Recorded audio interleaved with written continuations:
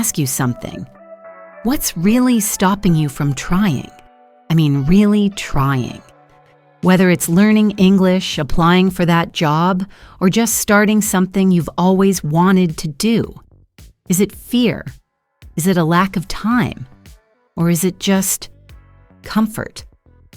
Most of us have a long list of reasons we think are valid, but if we look closely, really honestly, we might realize that those reasons are just excuses. And I'm not judging, not at all. We all do this. I've done it. You've done it. Everyone has. But here's the truth. There is no excuse for not trying. And today, we're going to talk about why. This episode is not just about motivation. It's also about learning real English, natural spoken English, in a way that feels real. You'll hear everyday expressions. You'll learn how to talk about effort, mindset, fear, and growth. And more importantly, by the end, I hope you'll feel different. I hope you'll feel ready to start.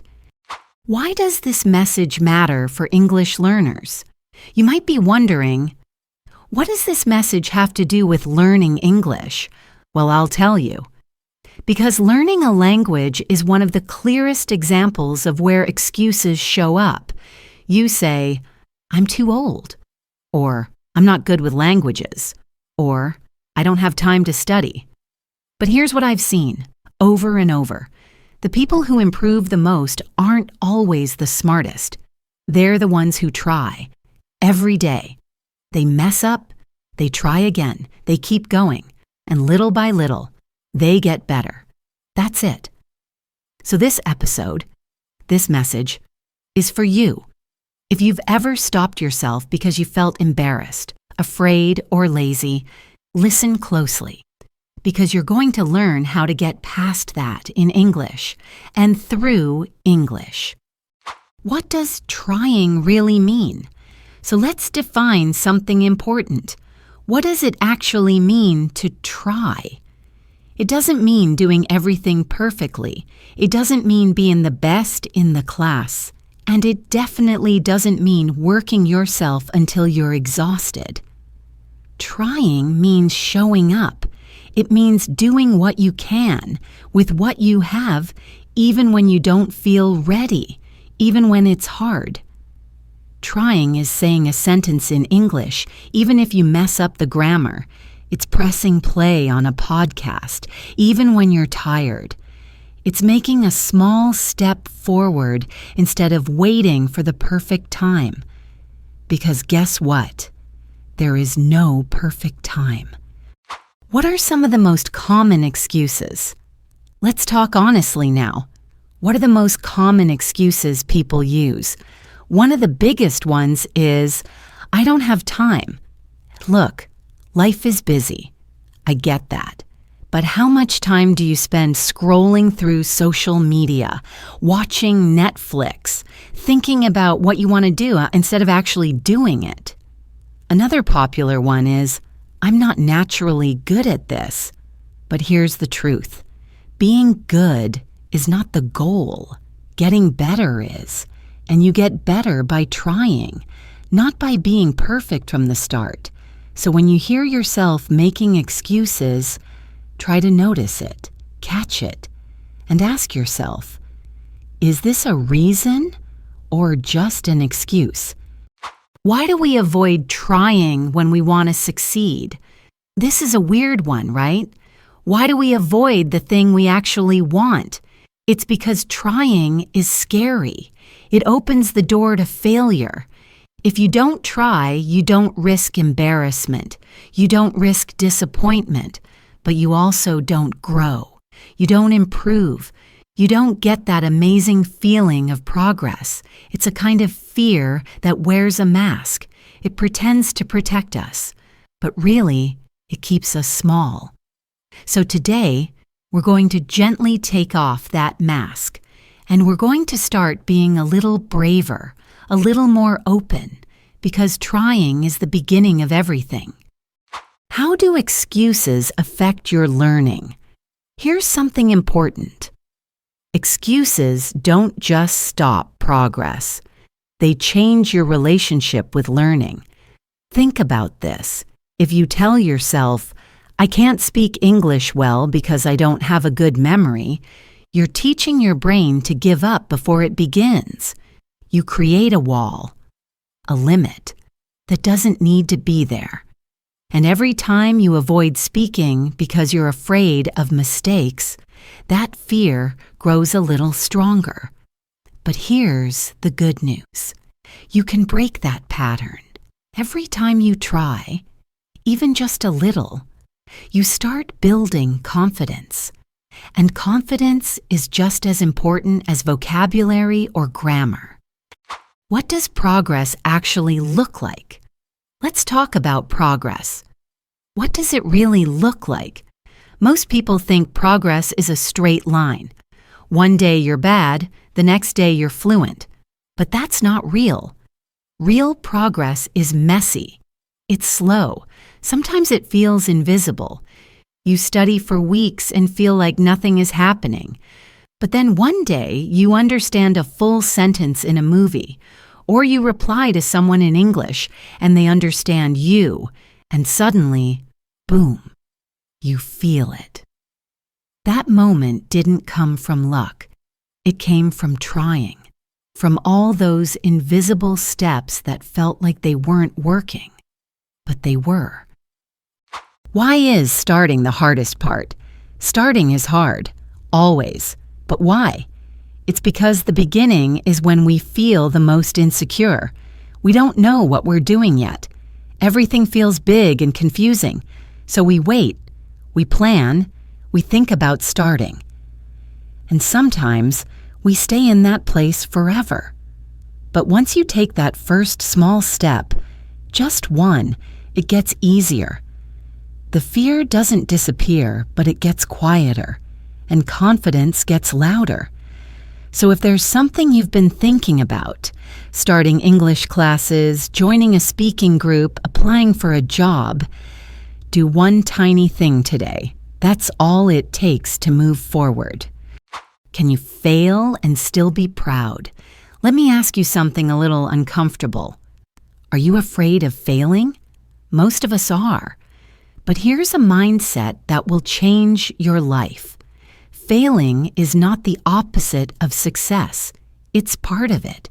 It's the road you walk on to get where you want to go. You can fail and still be proud. You can fall and still grow. What matters is not whether you fail.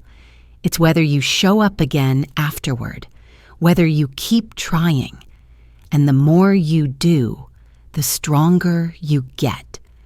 Why does effort matter more than talent? Some people are naturally gifted. That's true. But effort, consistent effort, beats talent every time. You can be talented and lazy and never grow, or you can be average and hardworking and become excellent. Language learners who show up every day, who study even when it's boring, who speak even when it's uncomfortable, they win every time. So don't worry about how smart you are. Focus on how much effort you're willing to give. That's the real superpower. What happens when you stop caring what others think? Let's talk about fear, especially the fear of being judged. This is one of the biggest reasons people don't try. You're afraid someone will laugh at your accent, or they'll think you sound silly, or maybe they'll correct you in a way that feels embarrassing. I understand that. Really, I do. But the truth is, most people aren't even paying attention. They're busy with their own lives, and the ones who do judge, their opinion says more about them than about you. So here's the magic. When you stop caring what other people think, or at least care less, you set yourself free. Free to make mistakes. Free to grow. Free to speak. And that's when real learning begins. How do you build confidence through action? Confidence doesn't come from thinking. It comes from doing. You can read every book, Watch every YouTube video. Plan everything perfectly. But until you act, your confidence won't grow. The way you build confidence is by doing the thing you're scared of, and then realizing, hey, I survived. That wasn't so bad. You might feel nervous the first few times. That's okay. That's normal. But with each try, your fear gets smaller, and your voice gets stronger. Step by step, you become the kind of person who says, I can do this, because you've already proven it to yourself. What is the real cost of waiting? Here's something people don't think about enough. Waiting has a cost. Every day you say, I'll start tomorrow, you lose a little momentum, a little courage, a little opportunity, and those days can turn into weeks, months, even years, and suddenly you're in the exact same place you were before, or maybe even further behind. So instead of asking, what if I fail? Ask, what will it cost me if I never try? That question hits different, because time is one thing we never get back. What does it feel like to push through discomfort? Discomfort is not fun, let's be honest. When you try something new, it feels awkward, like learning how to drive for the first time. You overthink everything. You sweat. Your brain feels tired. But discomfort is where the magic is. It means you're growing. It means you're learning. No one becomes fluent without feeling uncomfortable. It's part of the process. So instead of running from that feeling, try leaning into it. Embrace it. Get used to it. Because on the other side of discomfort is progress. Why should you be proud of small steps? Big wins are exciting, sure, but small wins, they're everything. If you listen to this podcast today, that's a step. If you understood just one new phrase, that's a step. If you said one word out loud in English, even just to yourself, that's a step. And guess what? Those steps add up. Every small effort you make is like putting a coin in a jar. At first, the jar looks empty. But if you keep going, one day you'll look back and say, wow, look at what I've built. So be proud of every step, every effort, because they matter more than you think. What does trying look like in real life? Let's bring this to life. What does trying actually look like in a regular day? It might be setting your phone to English, ordering food in English when you travel, or writing a message to a friend even if it's not perfect. Trying looks different for everyone. For some, it's speaking up in a meeting. For others, it's reading a book out loud to practice pronunciation. The point is, trying is active. It's not a theory. It's a decision you make over and over in real moments. So today, ask yourself, where in my life can I try just a little more? How do you keep going when motivation disappears? Motivation is great, but it doesn't last forever. Some days you'll feel inspired, full of energy, ready to conquer the world. But other days, you won't want to get out of bed. You'll feel tired, distracted, or just bored. That's okay. That's normal. The key is to keep going anyway. Discipline is what takes over when motivation disappears. And discipline doesn't have to be hard. It's just doing something small, even when you don't feel like it. 10 minutes of listening. 5 minutes of reading. 1 sentence spoken out loud. It doesn't need to be perfect. It just needs to happen. What if you already tried before and failed? Maybe you've tried in the past. Maybe you started learning English and gave up. Maybe you joined a class, got overwhelmed, and quit.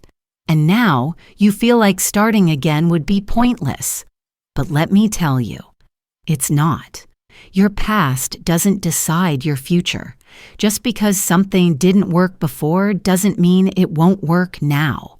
You're older now, smarter, you know yourself better, and you've already learned from that experience. So don't let failure define you. Let it teach you. Let it remind you. And then start again. This time, just a little stronger.